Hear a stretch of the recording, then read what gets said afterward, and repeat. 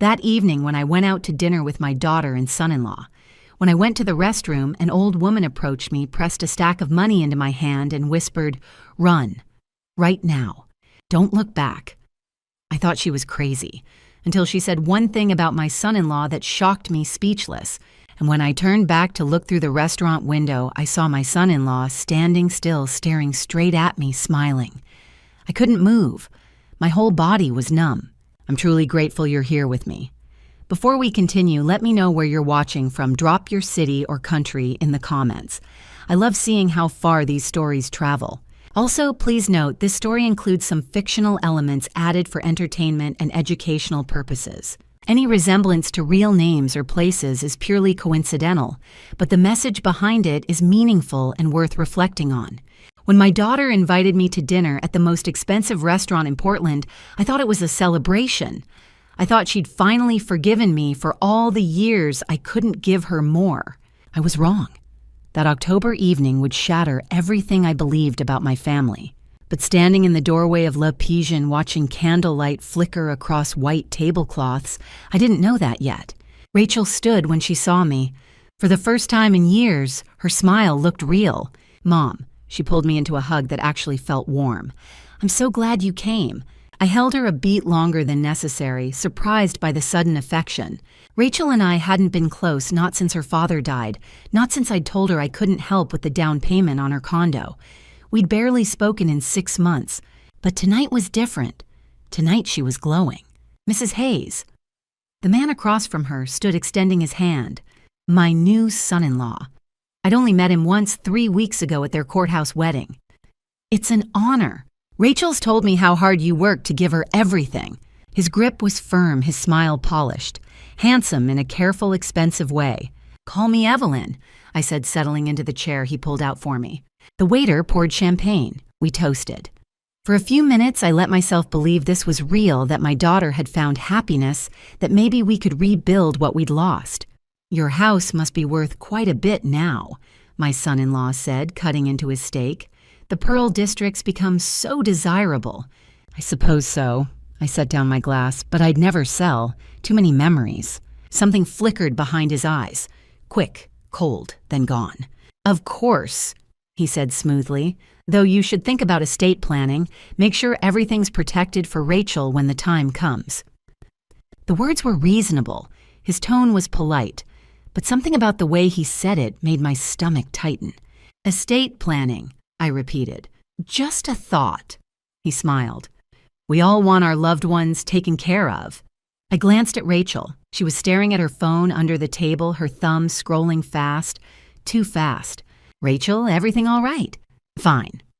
She set the phone down quickly, her laugh a little too bright. "Everything's perfect, Mom." But her hands were shaking. I told myself I was being paranoid. Told myself to stop looking for problems. Rachel deserved to be happy. I should be happy for her. Then his phone rang. "Excuse me," he said, kissing Rachel's temple before standing. "Work call, just a minute." He walked toward the bar phone pressed to his ear. I turned back to Rachel, but before I could speak, I felt it the weight of someone staring. I looked across the dining room. An old woman sat alone in the corner, small, frail. But her eyes were locked on mine with an intensity that made my breath catch. She wasn't just looking at me, she was staring. Her hands gripped the edge of her table like she might collapse without it, and her face pale drawn held an expression I couldn't quite name. Fear, that's what it was. Raw, desperate fear. "Mom," Rachel's voice pulled me back. "You okay?" Yes, just need the restroom." I stood smoothing my dress and walked toward the back hallway. My heart was pounding for reasons I couldn't explain. The old woman was just a stranger. Probably confused. Probably nothing. But as I passed her table, I heard the scrape of a chair. I glanced back. She was standing, moving toward me. Her lips parted as if to speak, but no sound came out. Only her eyes, wide, terrified. And somehow, without a single word, I understood exactly what she was trying to tell me. "Run." I didn't make it 3 steps before her hand closed around my wrist. The grip was surprisingly strong for someone so frail.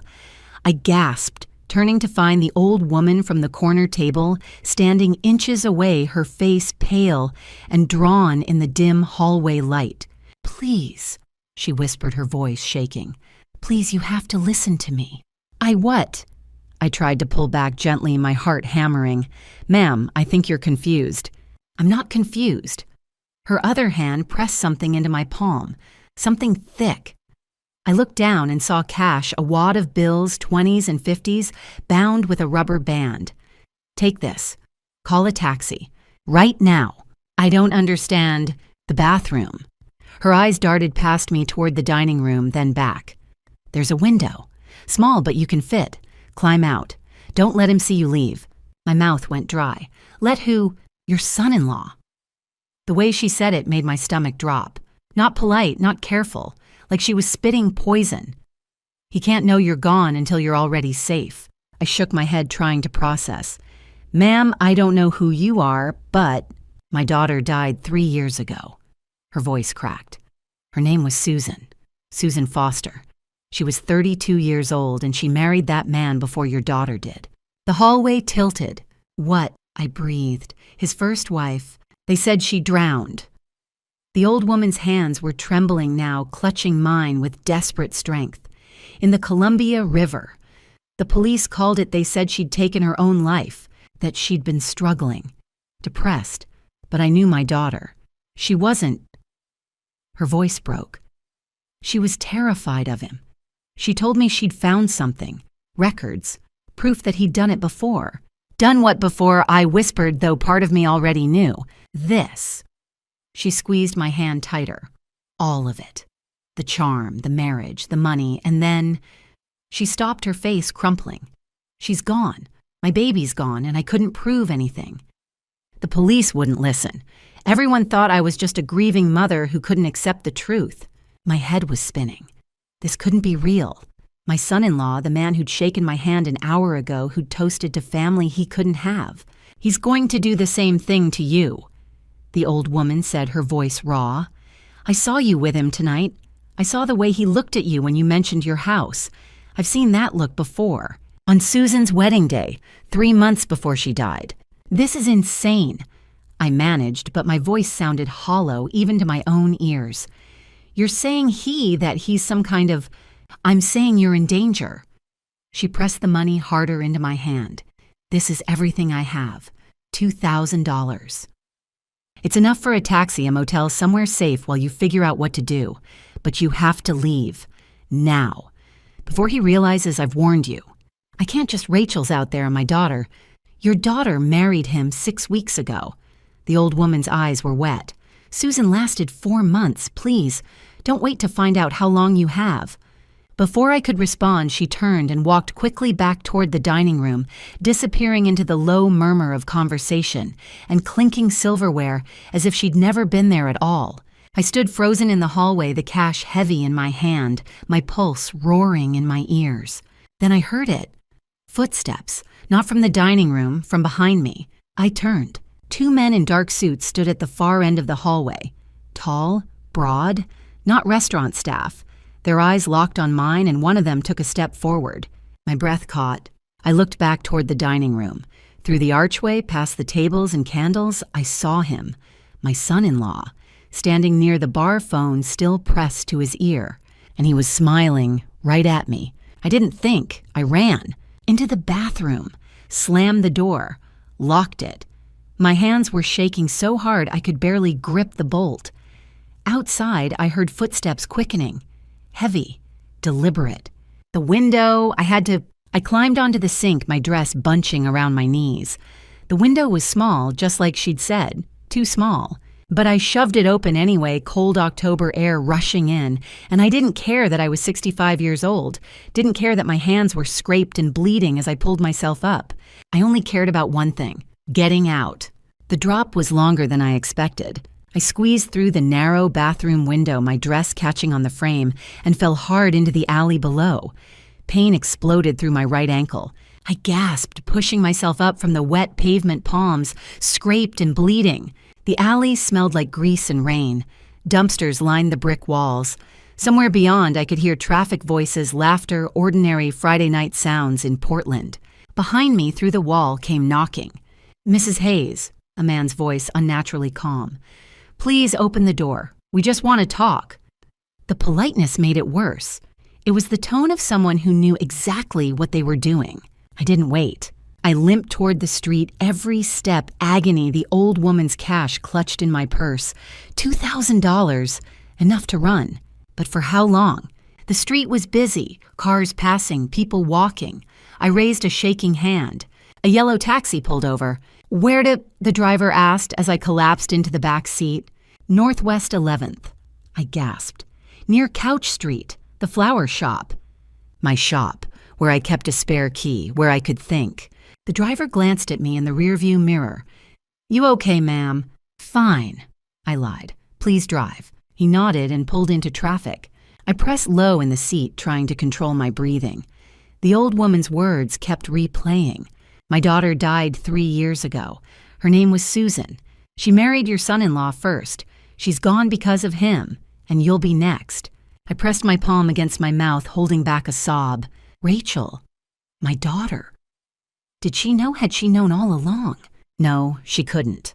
But I remembered how she'd stared at her phone during dinner, how she'd avoided my eyes, how her laugh had sounded too bright, too forced. What if she does know? The taxi turned a corner. I twisted to look back. There, standing under the streetlights outside Le Pigeon. My son-in-law, phone pressed to his ear, perfectly still, watching.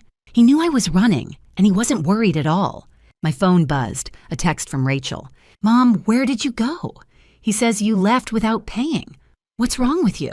I stared at the words, tears blurring my vision. Left without paying. That's what he'd told her. That I'd caused a scene. Not that I was in danger, that I was the problem. I couldn't reply. The driver pulled up outside my shop, dark closed. I handed him 2 20s and climbed out, ankle throbbing. Inside smelled like soil and roses. It should have been comforting. It wasn't. I locked the door and limped to the back office. I needed my bank card.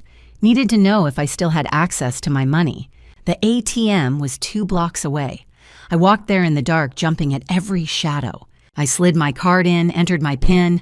The screen flickered. Account restricted, contact bank. No, I tried again. Same message. I pulled out my phone and dialed customer service. "Thank you for calling. Current wait time is approximately 45 minutes. I hung up. 45 minutes. I didn't have that. I didn't have anything. I stood alone on the dark street, rain falling harder, staring at my useless card. He'd already started. Whatever he'd done to Susan, he was doing it to me now, taking control, cutting me off, making me look unstable. And I had no idea how to stop him. I tried the ATM one more time. The screen flashed the same message, account restricted, contact bank. My hands shook as I dialed the customer service number printed on the back of my card. After a long hold, a woman's voice came on the line. "Mrs. Hayes, your account was frozen this afternoon at the request of your spouse." "I'm a widow," I said. "I don't have a spouse." There was a pause. "Our records show a marriage certificate filed with Multnomah County on September 3rd of this year." "That's impossible. I've been widowed for 12 years. "I'm sorry, ma'am, but until you provide documentation proving otherwise, the freeze remains in effect." I hung up. My chest felt tight. The rain had started again, cold and steady. I called Rachel. "Mom." Her voice was sharp. "Where are you?" "Rachel, someone froze my bank account. They filed a fake marriage certificate. I need your help." "Mom, you're not making sense. Are you okay?" "I'm fine, but something's wrong. Very wrong." "Mom, you've been forgetting things lately. Maybe you should come home and rest." "I didn't forget anything. Someone is doing this to me." "Mom, please, just come home." I ended the call. I had no choice. I flagged another taxi and gave the driver my address on Northwest Flanders Street. The ride cost $20. I had $1,800 left. When the taxi pulled up to my house, I saw the porch light was on. That was odd. I always turned it off when I left. I walked up the steps and tried my key. It didn't fit. The lock had been changed. I knocked. A man in his 30s opened the door. He looked confused. "Can I help you?" "This is my house," I said. "No, ma'am, I'm renting this place. Signed the lease 3 weeks ago." "That's not possible." He disappeared inside and came back with a folded document. I scanned it. My signature was at the bottom, notarized on September 28th. But I never signed it. "There must be some mistake," I said. "I don't know what to tell you, ma'am. My neighbor, an elderly man I'd known for 15 years, stepped out onto his porch. He looked at me with something close to pity. "Evelyn, are you all right?" Before I could answer, a car pulled up. My son-in-law stepped out calm and collected. He walked toward me slowly. "Evelyn," he said, his voice smooth, "what are you doing here?" "This is my house." "Not anymore." He pulled a folder from his briefcase and handed it to me. Inside was a property transfer form signed by me, dated September 28th, the same day as the lease. "You signed this 3 weeks ago," he said. "You told us you wanted to downsize. Don't you remember?" I stared at the signature. It looked exactly like mine. "I never signed this." "You did, Evelyn. Rachel was there. So was I." Rachel stepped out of the car. She wouldn't look at me. "Mom, you've been confused lately. We talked about this." "No, we didn't." My son-in-law put his hand on Rachel's shoulder. "We're just trying to help you. You're stealing from me." He didn't flinch. "We're protecting you." Rachel finally met my eyes. "Mom, please, just let it go." They walked past me into the house that used to be mine. The door closed behind them.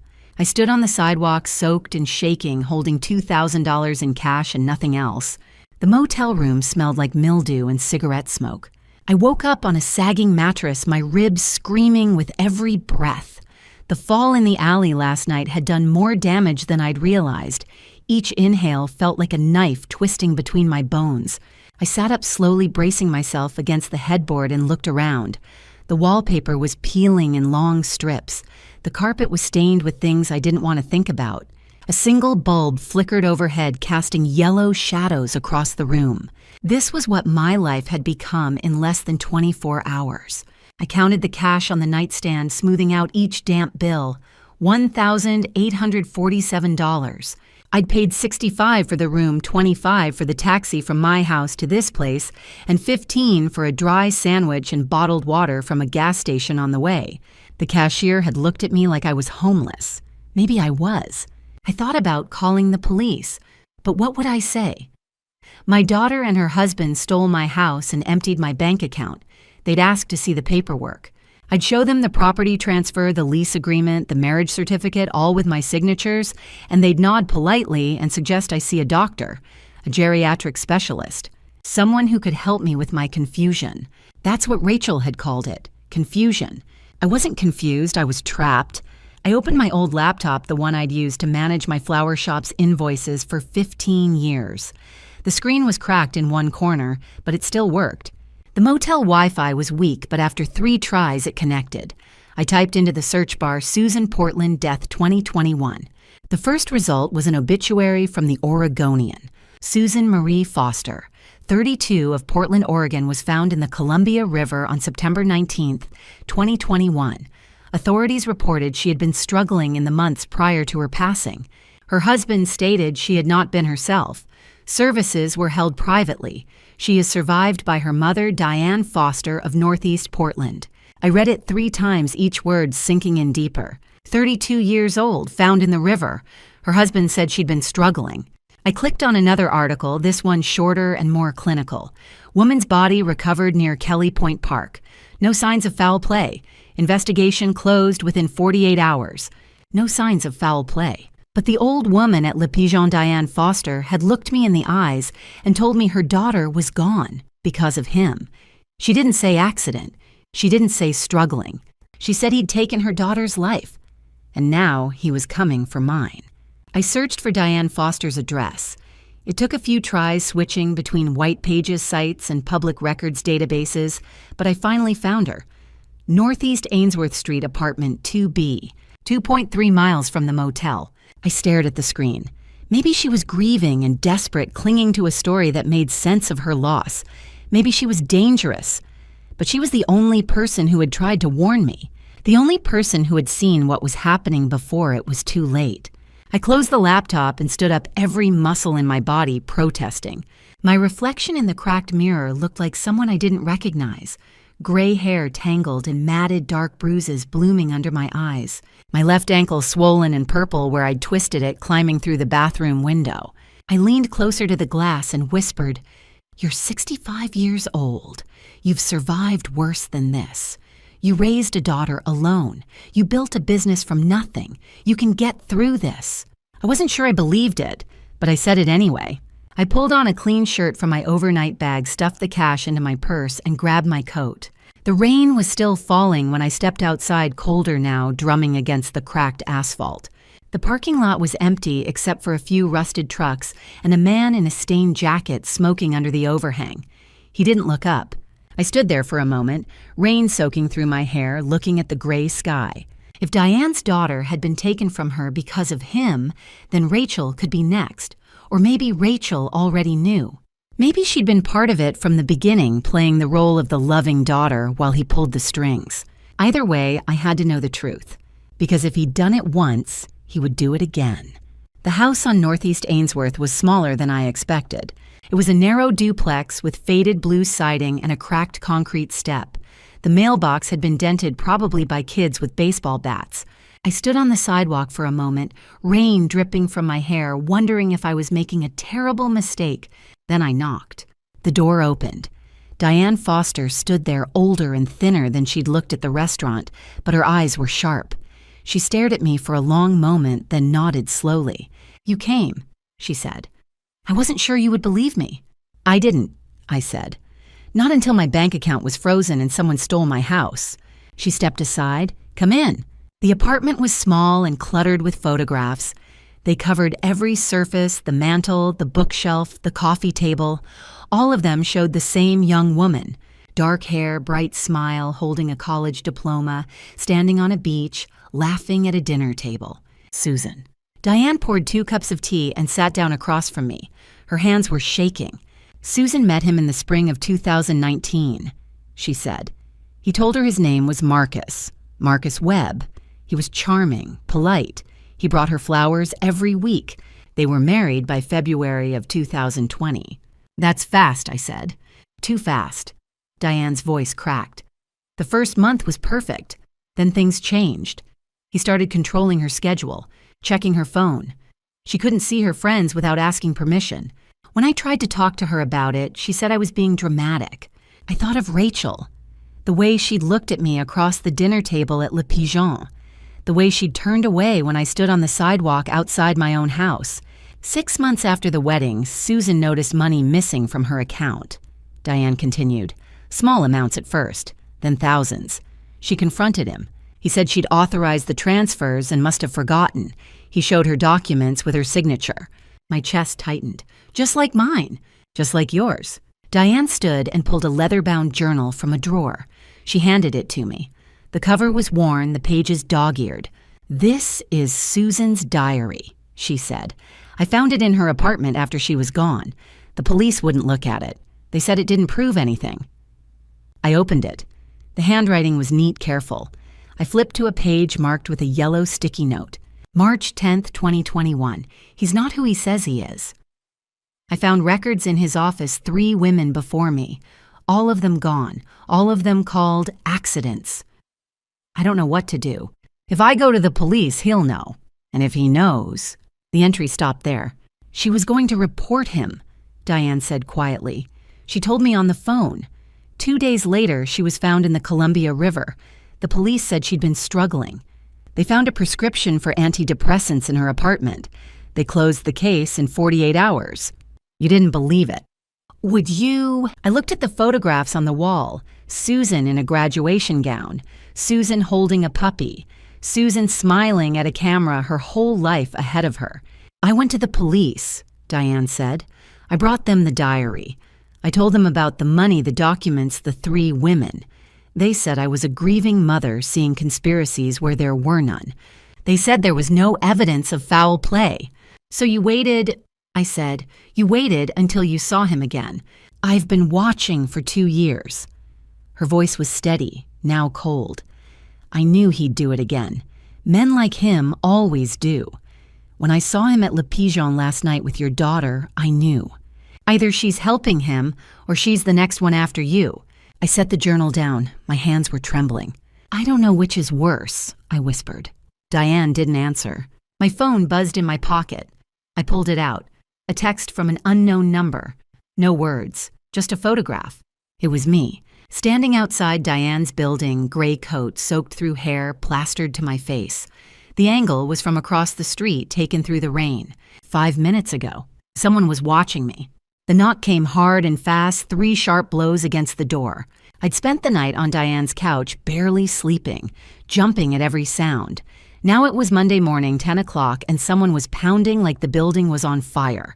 Diane looked at me, her face pale. "Don't open it." But I already knew who it was. I opened the door. Rachel stood there, eyes red and swollen mascara smudged down her cheeks. She looked like she hadn't slept either. "Mom," she said, her voice breaking. "Please, I need to talk to you."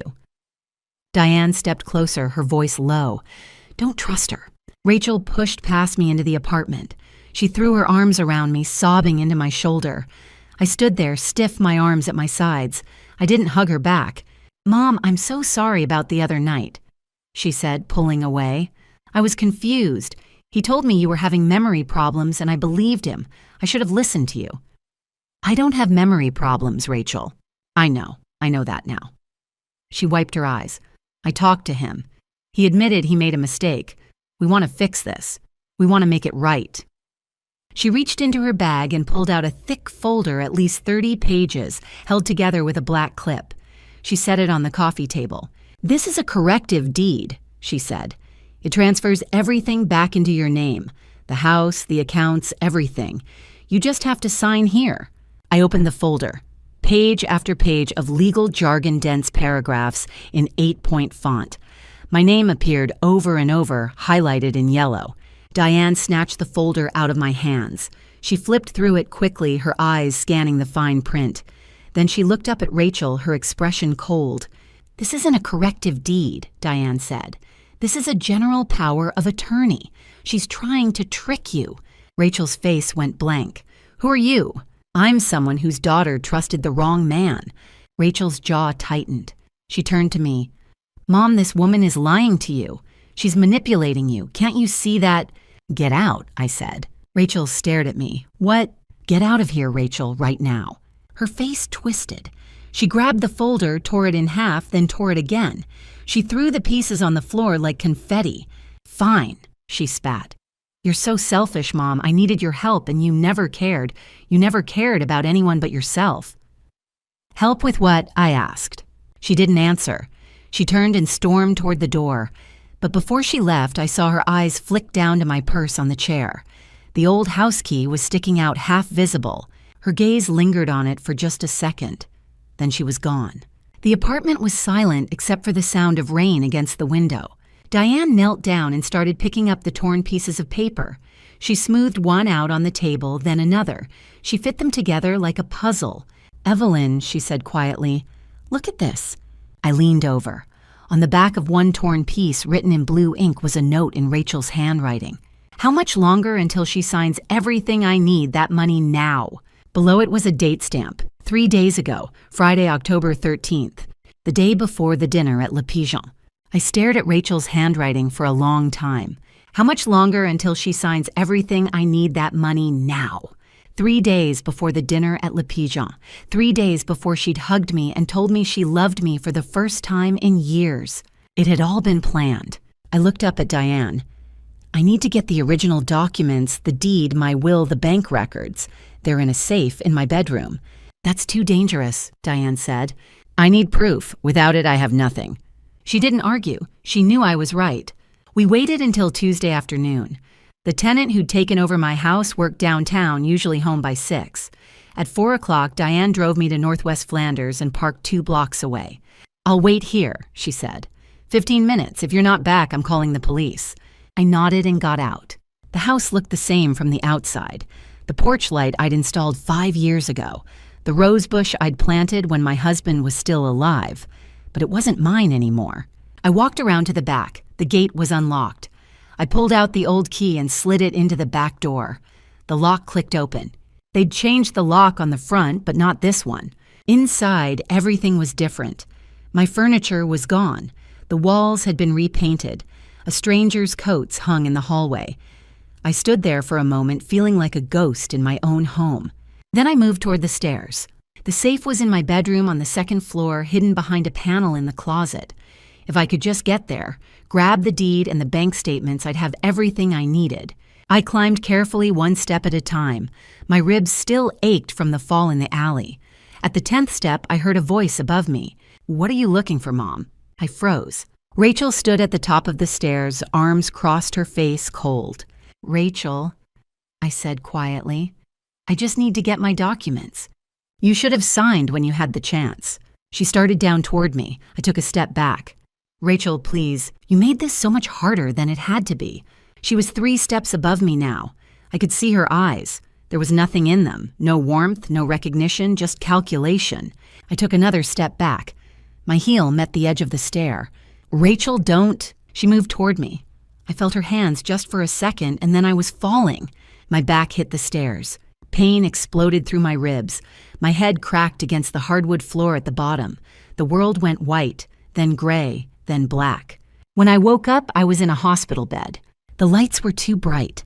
My whole body felt like it had been shattered and reassembled wrong.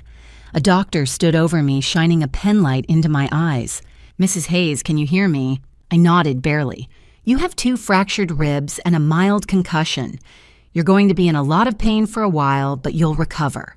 Rachel sat in the chair beside the bed, her hands folded in her lap. When a nurse came in to check my vitals, Rachel's face transformed. She leaned forward, eyes wide with concern. "Is she going to be okay?" Rachel asked, her voice trembling. I tried to catch her, but she fell so fast. The nurse patted her shoulder. "She'll be fine. You did the right thing bringing her in." The nurse left. Rachel didn't look at me. She pulled out her phone and started scrolling. That night, they gave me morphine for the pain. It made everything soft and distant, like I was underwater. I drifted in and out of sleep. Sometime after 10, I heard Rachel's voice in the hallway. She was on the phone. "Yeah, she's awake. Don't worry. Tomorrow we'll take her home. Then we'll finish this." A pause. "I know, I'm handling it." She hung up. I lay there in the dark, my heart pounding against my fractured ribs. "Tomorrow we'll take her home. Then we'll finish this." I had to get out, tonight. The nurses changed shifts at 3 a.m. I pressed the call button. A young nurse appeared, her face tired under the fluorescent lights. "I need to use the restroom," I whispered. "Please, I can't hold it." She hesitated, then helped me sit up. The pain in my ribs was so intense I saw stars. Every shallow breath felt like a blade slicing through my chest. She steadied me as I shuffled toward the bathroom, one arm over her shoulder. Inside, I locked the door and called Diane.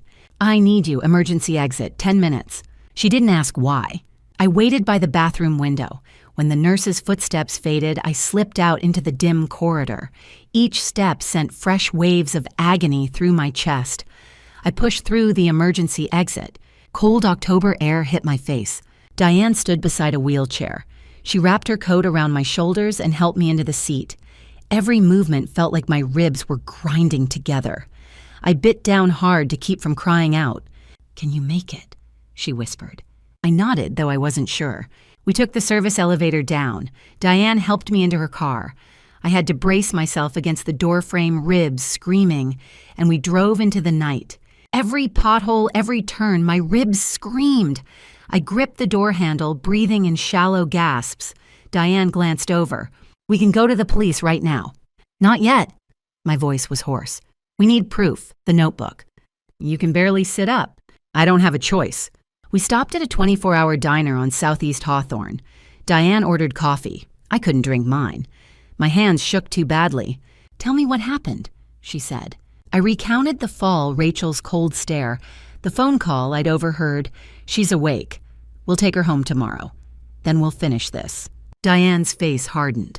"We need to get into his office," she said. "Tonight." "How?" She pulled out a small silver key. I took this from Susan's belongings 3 years ago. She'd made a copy of his office key.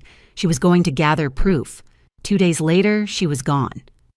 I stared at the key. "Where?" "Northeast Grand Avenue, Suite 3B. Small building, no security cameras inside." "What if he's there?" "He won't be. He only goes during business hours."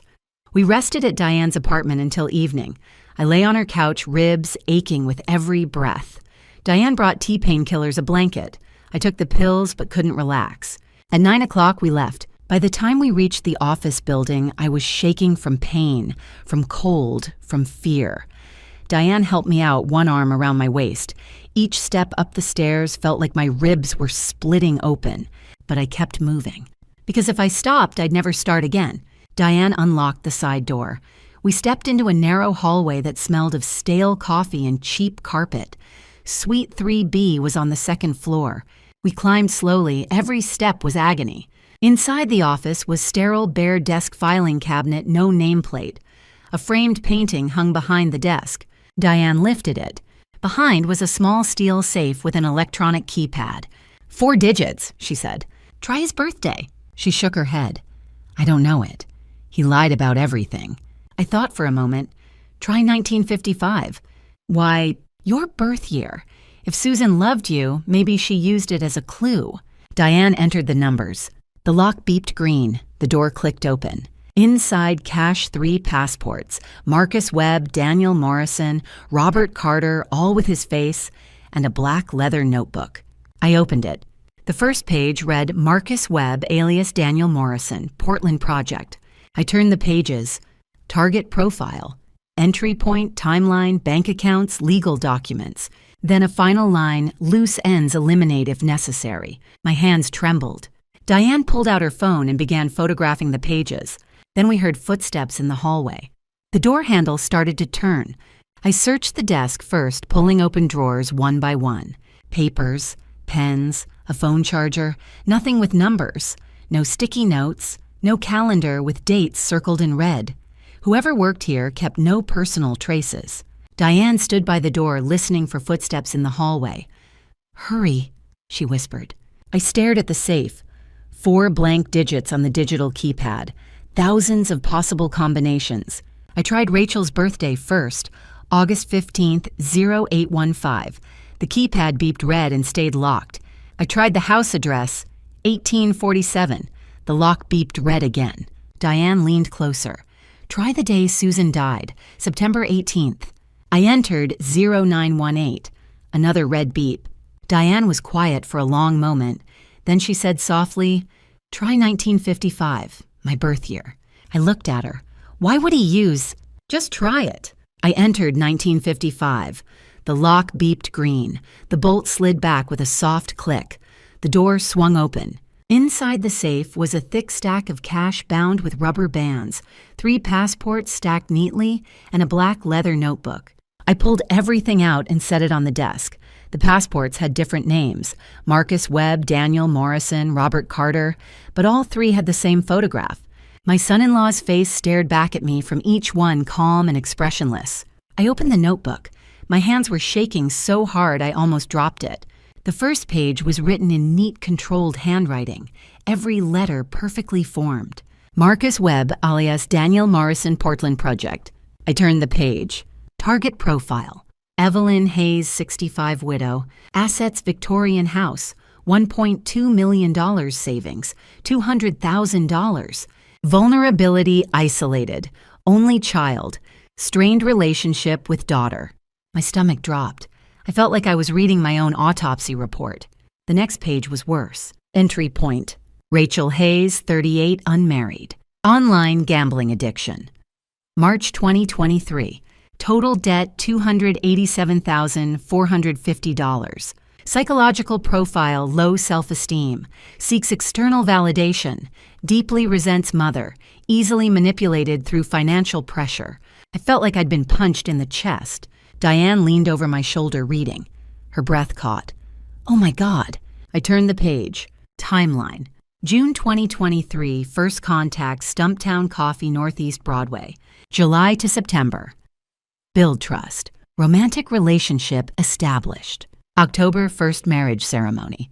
October 10th, debt payment $287,450. Full leverage acquired. October 14th, dinner with primary target Le Pigeon.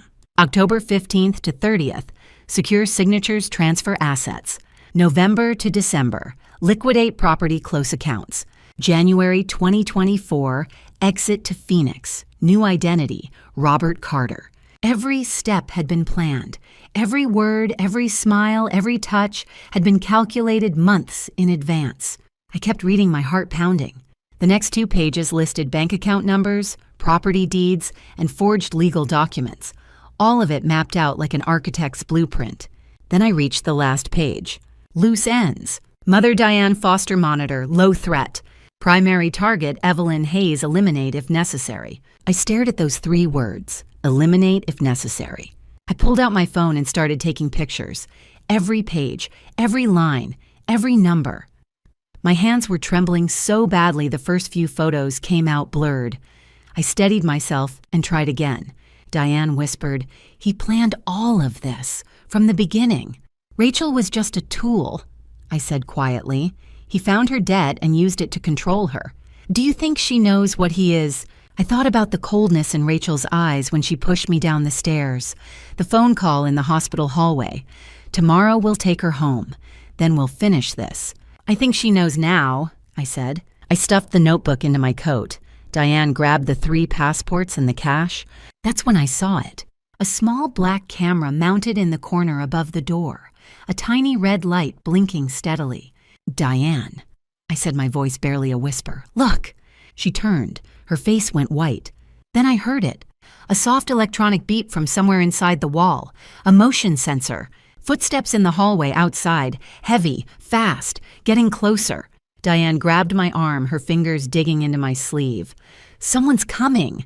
The door handle started to turn. The door swung open. My son-in-law stood there. Marcus. That's what the notebook called him. Rachel stood behind him, her face pale under the fluorescent hallway light. Marcus held up his phone.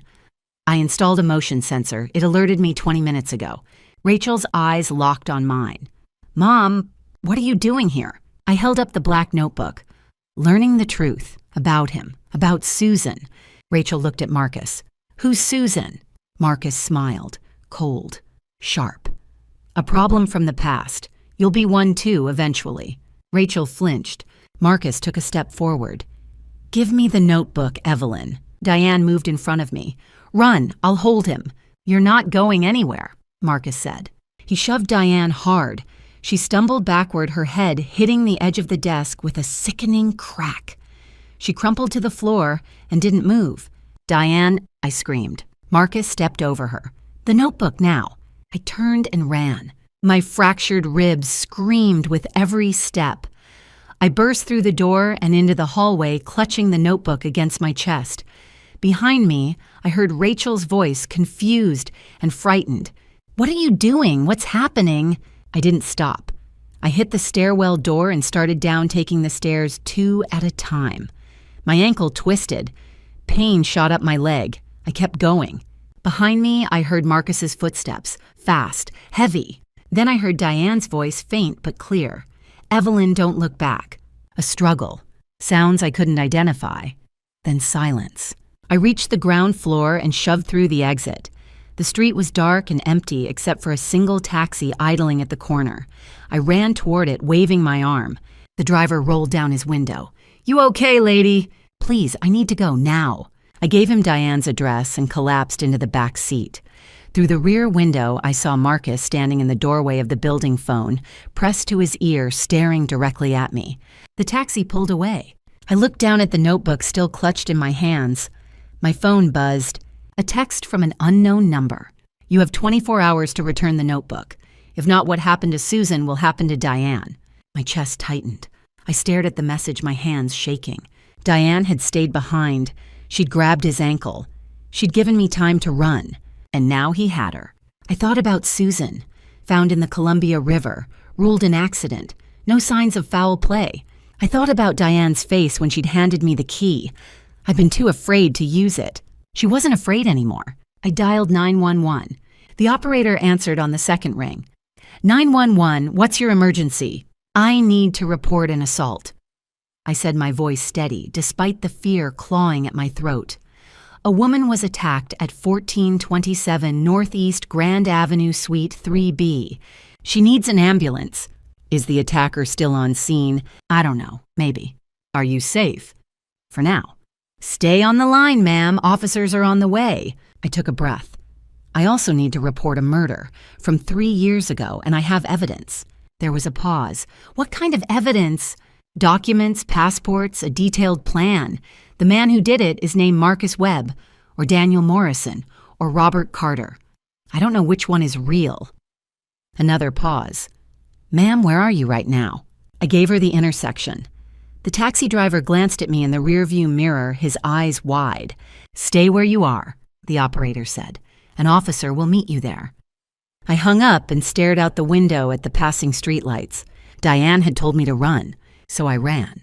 But I wasn't running anymore. Diane had given me the lawyer's number before everything happened. Thomas Green, elder law specialist, 52 years old, salt and pepper hair, sharp eyes behind wire-rimmed glasses. His office was on the 3rd floor of a brick building downtown, the kind of place that smelled like old paper and coffee. I sat across from him, the black notebook and printed photographs spread across his desk. "Tell me everything," he said. So I did. I told him about the dinner at Le Pigeon, the old woman's warning, waking up to find my bank account frozen and my house stolen, Rachel pushing me down the stairs, the office break-in, the notebook. Thomas flipped through the photographs slowly, his face unreadable. "This is elder abuse," he said finally. "Fraud, identity theft, and likely murder." He looked up at me. "This is enough. We'll file for an emergency temporary restraining order today, asset freeze, no contact order, and a full police report." "What about Diane?" I asked. Thomas picked up his phone and made a call. He listened for a moment, then nodded. "Diane was taken to the hospital last night," he said. "Head trauma, but she's conscious and alert. She's giving a statement to the police right now." I felt something loosen in my chest. She was alive. Thomas set the phone down. "I'm calling the district attorney. With this evidence and Diane's testimony about Susan, they'll move fast." He dialed again. This time the conversation was longer. I watched his expression shift, focused, then sharp, then something close to satisfaction. He hung up. "The DA wants an expedited hearing," he said. "Trial starts Monday." Monday? I stared at him. That's only 4 days. In cases with imminent danger and clear evidence, the court can fast-track the process. But you need to be ready. You'll testify. Diane will testify. The notebook, the passports, the financial records, all of it goes in front of a judge. I nodded. "I'm ready." Thomas leaned back in his chair. "There's something else you should know. The police went to the office last night after your 911 call. They found Diane. They also found Marcus, or Daniel, or whatever his real name is. He tried to run. They arrested him at the airport with a ticket to Phoenix and a passport under the name Robert Carter." I exhaled. "So he's in custody. For now. But his lawyer will push for bail. We need to make sure the judge sees him as a flight risk." "He has 3 passports," I said. "He's been doing this for years. How is that not enough?" "Yes, it is," Thomas said. "But we have to prove it. That's what Monday is for." I looked down at the photographs on his desk. Susan's face in Diane's apartment, Rachel's handwriting in the notebook, the timeline, the plan. "What about Rachel?" I asked quietly. Thomas's expression softened slightly. "That's complicated. She's not in custody. The police want to question her, but she hasn't been charged with anything yet. It depends on what she knew and when she knew it." I thought about Rachel standing in the office doorway, her face pale and confused. Who's Susan? Maybe she really hadn't known. Or maybe she had and she'd chosen him anyway. Thomas stood. "Go home, rest, stay somewhere safe. I'll call you tomorrow with an update." I left the office and walked out into the cold October morning. My phone rang. Rachel. I almost didn't answer, but I did. "Mom," she whispered. Her voice was shaking. "I need to tell you something about the money, about why I—" The line went dead. I waited. She didn't call back. Monday morning, the courthouse was cold and gray. I stood outside the courtroom, my legs shaking. Thomas put a hand on my shoulder. "You're ready," he said. I wasn't sure I believed him. Inside the room was packed. Reporters sat in the back rows, notebooks open. Strangers filled the benches. People I'd never seen before, all staring at me as I walked down the aisle toward the front. At the defense table sat Marcus, calm and composed in a black suit, his hands folded on the table. Rachel sat beside him, her face pale, her eyes fixed on the floor. She didn't look at me. Judge Margaret Hartwell, 58, gray hair, pulled back in a tight bun. Black robe, sharp and crisp, rapped her gavel once. The room went silent. Thomas leaned close and whispered, "Technically, this is a preliminary hearing." but the judge agreed to expedite. If the evidence is clear, she can rule today. I nodded, my mouth dry. Prosecutor Jessica Brennan, early 40s, dark suit, sharp eyes, stood and called my name. The state calls Mrs. Evelyn Hayes to the stand. I walked to the witness box, every step echoing in the silent room. My ribs still ached. My hands were trembling. I placed them flat on the wooden railing and took a breath. Jessica's voice was calm and steady. Mrs. Hayes, please describe what happened on the evening of October 14th. I told her. The dinner at Le Pigeon. The old woman's warning in the hallway. The escape through the bathroom window. My bank account frozen by morning. My house stolen, occupied by a stranger with a lease I never signed. Jessica nodded. Did you sign the property transfer document? No, I said. Someone forged my signature. Jessica held up a document and turned to the judge. Your Honor, handwriting analysis by a certified forensic expert confirms the signature on this document is not Mrs. Hayes's. Marcus's lawyer stood a thin man in a gray suit with sharp features. Isn't it true, Mrs. Hayes, that you've been experiencing memory problems? I looked straight at him. No, but the defendant wanted people to believe I was. A murmur ran through the courtroom. Jessica stepped forward again. Your Honor, the prosecution would like to present additional evidence. She placed a series of photographs on the overhead projector. The black notebook appeared on the screen, page by page. The target profile, the entry point, the 12-month timeline.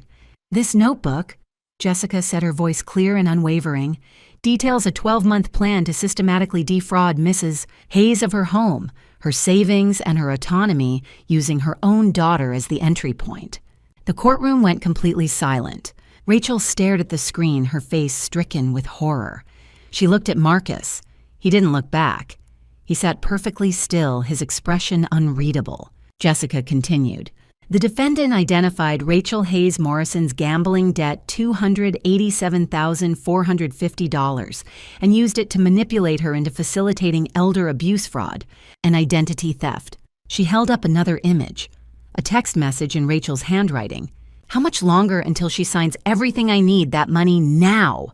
This message, Jessica said, was sent by Rachel Hayes Morrison 3 days before the dinner at Le Pigeon, 3 days before she hugged her mother and told her she loved her for the first time in years. Rachel's shoulders shook. She covered her face with her hands. Marcus sat perfectly still. Jessica turned back to the judge. Your Honor, the state has one more witness, a testimony that is critical to this case. Judge Hartwell looked up from her notes. Call your witness. The state calls Diane Foster. The courtroom door opened. A woman walked in, frail but steady each step, slow but deliberate. Her head was wrapped in white bandages. Her left arm hung in a dark blue sling. But her eyes were sharp, burning with something I recognized immediately. Resolve. Diane. She walked toward the witness stand, her gaze locked on Marcus. He stiffened. For the first time since I'd met him, I saw something flicker across his face. Fear. Diane reached the stand and placed her good hand on the Bible. The bailiff swore her in. Then she looked at Marcus, then at me, and I knew this was the moment everything would change.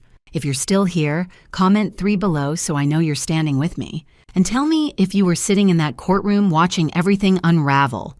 Would you feel anger first or heartbreak?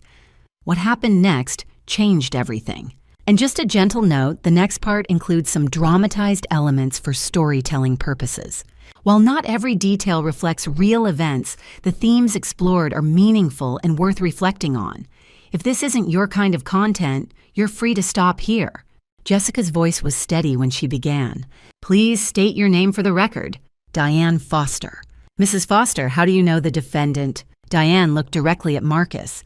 Her voice trembled slightly, but she didn't look away. He married my daughter Susan in 2020. A year later, she was found in the Columbia River. A murmur ran through the courtroom. Rachel stood abruptly, her chair scraping against the floor. Who's Susan? Judge Hartwell's voice cut through the noise like a blade. Sit down, Mrs. Hayes Morrison, now. Rachel sat, but her eyes were wide, darting between Marcus and Diane. Her hands gripped the edge of the table. I looked at her. She really hadn't known. Jessica turned back to Diane. Mrs. Foster, do you believe your daughter's death was a suicide? No, Diane said. Her voice was stronger now. I found her diary after she died. She wrote that she'd discovered his real identity and was planning to report him to the police. Jessica stepped forward and placed several documents on the overhead projector. Forensic report, she said clearly. The medical examiner noted bruising on Susan Foster's body that was inconsistent with accidental drowning. The image appeared on the screen. I couldn't read all of it from where I sat, but I saw the highlighted sections. The words blunt force trauma and defensive wounds stood out. Jessica continued without pausing. Bank records show that Marcus Webb withdrew $450,000 from Susan Foster's personal account 2 weeks before her death. The entire account was emptied. Another document appeared on the screen. Withdrawal slips, account statements, transaction logs, all bearing Marcus's signature. Neighbor's statement, Jessica said. A witness living next door reported hearing screaming from the residence on the night Susan disappeared. Police were not called. Rachel was shaking now, her hands pressed flat on the table in front of her. Jessica turned to face the full courtroom. The defendant's real name is Marcus Webb. He has used at least 4 documented aliases in 5 different states over the past 15 years. Before Susan Foster, there were 3 other women all found dead in so-called accidents, shortly after transferring their assets to him. The room was completely silent.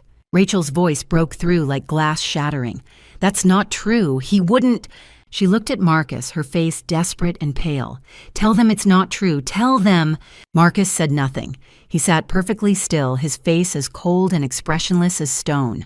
Rachel collapsed into her chair, sobbing openly. Jessica turned to her, her voice softer now. "Mrs. Hayes Morrison, did you know about Susan Foster before today?" Rachel's voice came through tears. "No, I didn't know anything. He told me my mother was sick, confused, that we were helping her, that we were protecting her." "And the debt?" Jessica asked quietly. "The $287,000 in gambling debt." Rachel nodded, her shoulders shaking. "I couldn't pay it. I tried. He said he'd take care of it. I didn't know what he wanted in return. I didn't know about any of this." Jessica looked at the judge. "Your Honor, Rachel Hayes Morrison was manipulated through financial desperation. However, she facilitated elder abuse fraud and physical assault. The state will recommend leniency in exchange for full cooperation and testimony." Judge Hartwell rapped her gavel once. "This court is in recess. We will reconvene at 4 o'clock for closing arguments and sentencing recommendations." The bailiff stood. Everyone rose. Rachel sat frozen in her chair staring at Marcus. He didn't look at her. Didn't speak, didn't move. I watched her, my daughter. The child I'd raised alone after her father died, the girl who'd hugged me at Le Pigeon and told me she loved me, the same girl who'd pushed me down the stairs and left me bleeding on the hardwood floor. She'd been used, manipulated, just like me. Marcus had found her weakness, the debt, the shame, the desperate need for approval, and he'd exploited it completely. But she'd made her choices. She'd signed the papers. She'd lied to my face. She'd pushed me, and I didn't know if I could ever forgive her. After the recess, something changed. Marcus dismissed his attorney and announced he would represent himself. He stood before the judge, his posture straight, his voice calm. "I wish to make a statement," he said. Judge Hartwell nodded. "Proceed."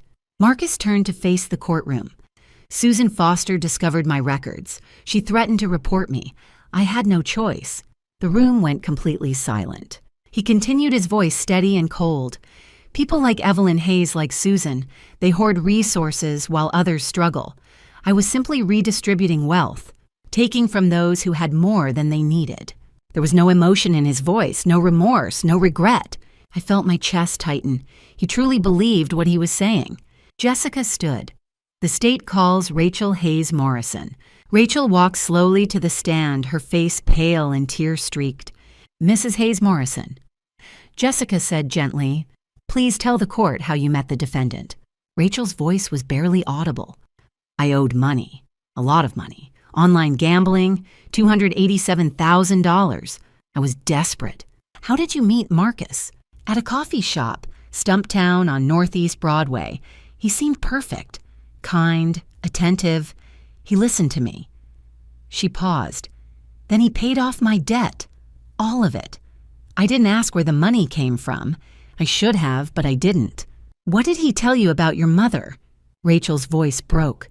He said her mind was failing, that she was forgetting things, that we needed to protect her assets before she made bad decisions. I believed him. What did he ask you to do? Sign papers, transfer accounts, get her to sign documents. Rachel looked at me, tears streaming down her face, until I pushed her down the stairs, and I realized what I'd become. Jessica returned to her table. No further questions. The judge called for jury deliberation. Thomas leaned close to me. 2 hours is fast, that's a good sign. We waited. 2 hours later, the jury returned. The foreperson, a woman in her 60s with short gray hair, stood. In the matter of the state of Oregon versus Marcus Webb on the charge of first-degree murder in the death of Susan Foster, we find the defendant guilty. A murmur ran through the courtroom. On the charges of attempted murder fraud, elder abuse, identity theft, and criminal conspiracy. Guilty on all counts. Marcus didn't move, didn't blink. The foreperson turned to the second case. In the matter of the state of Oregon versus Rachel Hayes Morrison on the charge of conspiracy to commit fraud. Guilty. Assault in the second degree. Guilty. Rachel's shoulders shook. Judge Hartwell rapped her gavel. Sentencing will proceed immediately. She looked at Marcus. Mr. Webb, you have shown no remorse for your actions. You have exploited vulnerable women, stolen their assets, and taken at least one life, likely more. You are a danger to society. I sentence you to life in prison without the possibility of parole. Marcus's expression didn't change. The judge turned to Rachel. Ms. Hayes Morrison, you were manipulated through financial desperation. However, you facilitated elder abuse and physically harmed your own mother. I sentence you to 10 years in the Oregon State Correctional System. You will be eligible for parole after 7 years. Rachel turned back to look at me. Her eyes were red, her face streaked with tears. Mom, she whispered, I'm so sorry. I didn't answer. I couldn't. Not yet. The bailiff stepped forward. All rise. They led Marcus and Rachel toward the side door. Marcus didn't look back once. He walked out with the same calm, expressionless face he'd worn throughout the trial. But Rachel did. She looked back at me one last time. And for a moment, just a moment, I saw her as she used to be. The little girl who picked dandelions from the yard and brought them to me, calling them roses. The child who'd held my hand crossing the street. Then the door closed. She was gone. 6 months later, I drove to Coffee Creek Correctional Facility in Wilsonville. It was the first time I'd visited Rachel since the trial. My hands trembled on the steering wheel. Why was I doing this? What did I hope to hear? I parked in the visitor lot and sat in silence for 10 minutes before I could make myself get out. The visitation room was cold. Plastic chairs bolted to the floor. Security cameras mounted in every corner.